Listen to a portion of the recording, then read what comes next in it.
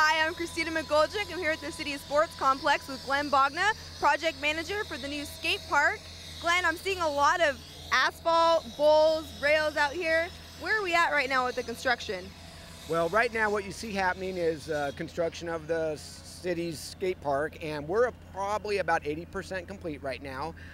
Tentative grand opening date is a couple months away, so we're really pushing these guys along to complete everything and get it all wrapped up here in the next couple months. All right, now how is this new skate park going to be different from the old one we had before? Okay, well, beyond the obvious that it's about 4 to 5 times the size of the old skate park. The old skate park was built about a decade ago, so 10 years ago the elements were much different than they are today. This park incorporates a lot of the newest, latest, trendy type of elements. Got some big bowls, they've got huge snake run, transitions, banks, curves, grinding ledges, all types of elements that today we didn't even know about or consider in the old skate park. And I heard there's an interesting new thing going into this new skate park where you've incorporated kind of a piece of the old skate park into this one. Can you tell us a little more about that?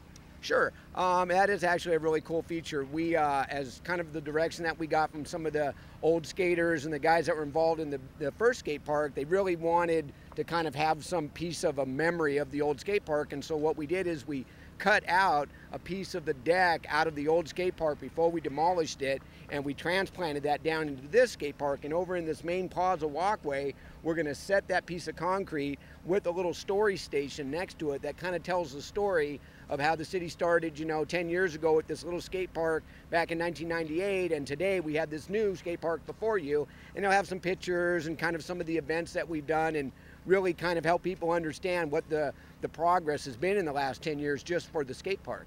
Right, and also I know that the design process for this new skate park was different than the old one. The community was actually pretty involved in it. Can you tell us more about that?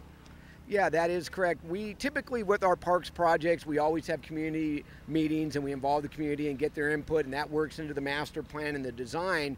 This was a little unique because we focused just on the skate park, and we had several community meetings spread out over numerous months, a year and a half ago, and we actually went to the Parks Commission as our final meeting and brought all the design ideas together and really incorporated, again, because we wanted to have the latest and greatest features, what the actual skating community was out there doing at other skate parks, so that we wouldn't end up with something that was antiquated or something that people looked at and thought, well, why did they put that in? This way we have the community saying, yes, we love the big bowl, we love that ledge or the snake run. So that was kind of a unique feature, and we even had those guys, those same group of people have been involved all along the way. We actually have been doing site tours with some of those guys as well, kind of keeping them involved. So they can kind of see the progress and kind of see all their efforts come to fruition. Might be worth noting also the design team that we had on this project, site design group that designed the skate park, employs several of their team are ex-professional BMX and skateboard riders, so we had their input as well in the design, so it really does capture kind of the latest and greatest in skate parks. That's awesome, and I know it's a little early, but I'm excited. I know local skaters are excited.